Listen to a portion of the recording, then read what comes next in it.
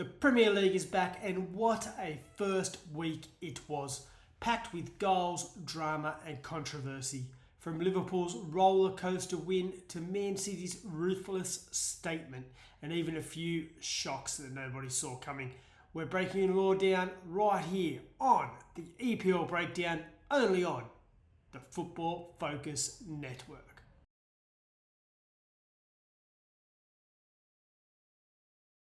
Welcome back, football fans.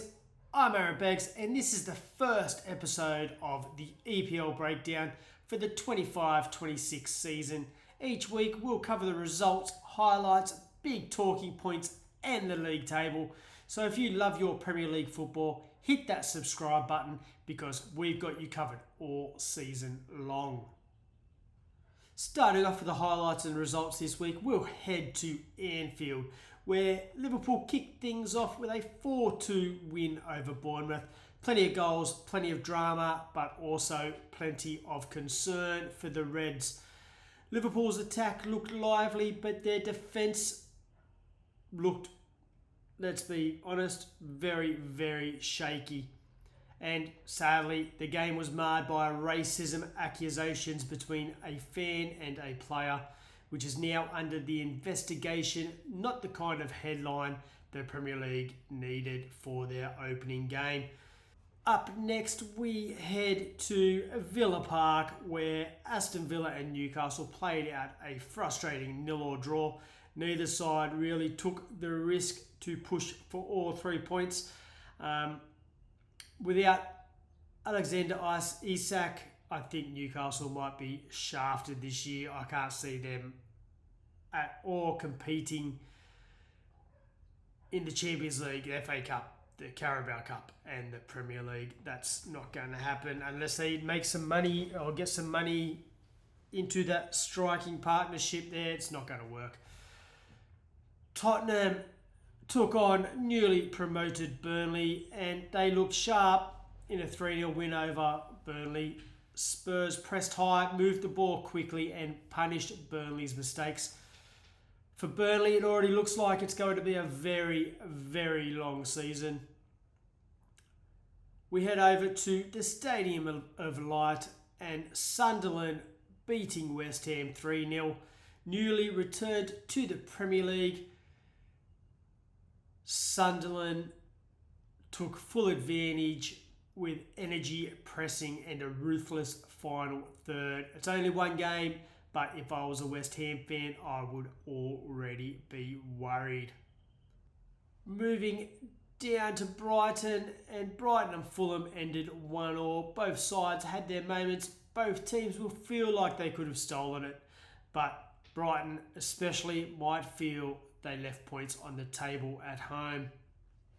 Moving on to the final game that was on Saturday, and we had Wolves versus Manchester City. Manchester City made their intentions crystal clear from the start. 4 goals, no reply, total control against Wolves. The question is, are City back to that unstoppable force that they were a couple of years ago? If week 1 is anything to go by, the answer could be yes. Did they lose anything with De Bruyne leaving? No, they didn't. They gained better players and a better way of playing. Chelsea and Crystal Palace opened up the games on Sunday in London.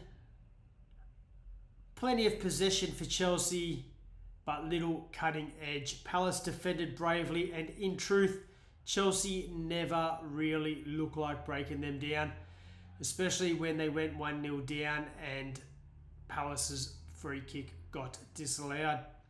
For a team that calls itself the best in the world, it was another frustrating reminder that winning Premier League games isn't as easy as lifting a Club World Cup.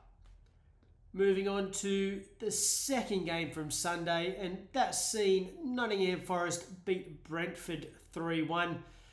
Forest have continued where they left off last year with a strong win. They look like they're going to be top 10, top 8 contenders again. We'll see how European football treats them. Brentford, on the other hand, without Mbomo, they could be in for a difficult year. The headline clash of the weekend was Manchester United versus Arsenal at Old Trafford. Arsenal edged it 1-0.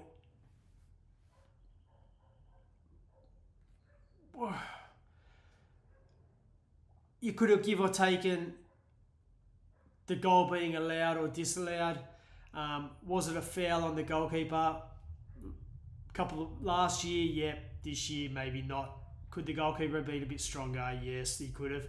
United hit the post.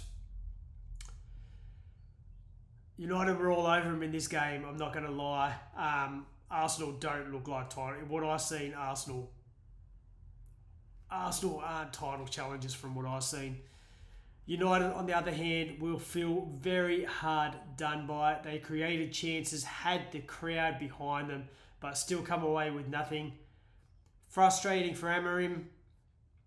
You need a little bit of luck to win titles, and that's what Arsenal had in this game, luck. And finally, Monday night's game saw newly promoted Leeds taking on Everton. Leeds win 1-0 with a goal in the 87th minute via a dubious penalty that will have Toffees fans fuming. Still, 3 points are 3 points, and Leeds' survival is priority. They won't care how they get those points. So let's hit some of the talking points from the weekend. Liverpool, good going forward. They look like they're going to struggle at the back. From what I've seen, and I'm just a nuffy from Perth in Australia, I don't think Liverpool will win the Premier League this year. I know everyone's picking them. I don't think they will.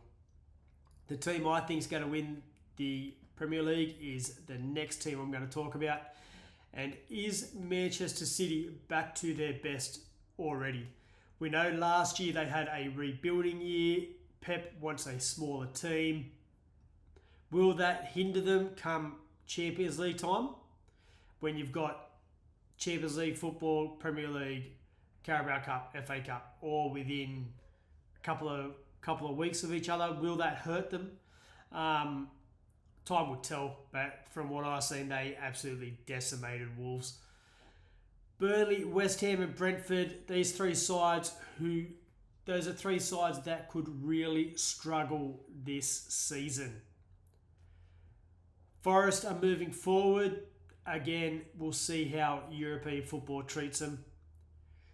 Chelsea may be world champions, but still not Premier League contenders. They will be in the top 5. They will not win after what I've seen, they will not win it.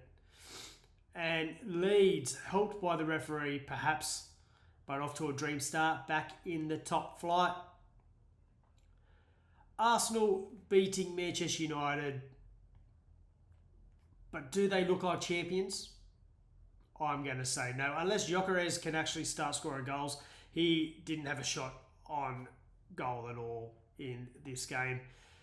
United fans will argue they deserved more, and they deservedly did. They were the better team on every single stat sheet except for the one that counts.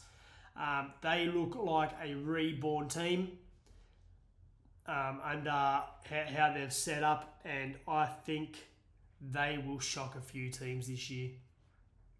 So if we look at the ladder after week 1, not much to see. We have City, Sunderland, Tottenham, Liverpool, Forest, Arsenal and Leeds all on 3 points.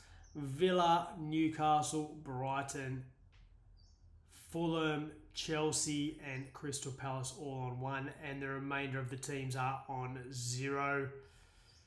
And that's a wrap for week 1 of the EPL Breakdown. What a start to the season. Let me know in the comments who impressed you the most this weekend, and which team do you think is already in trouble. Thanks for joining me on this first episode. If you enjoyed the recap, hit the like button, subscribe to the Football Focus Network, and check out some of our other videos. I'll be back after match week 2 with all the action, highlights and talking points. Until then, have a great weekend and enjoy the football. Bye for now.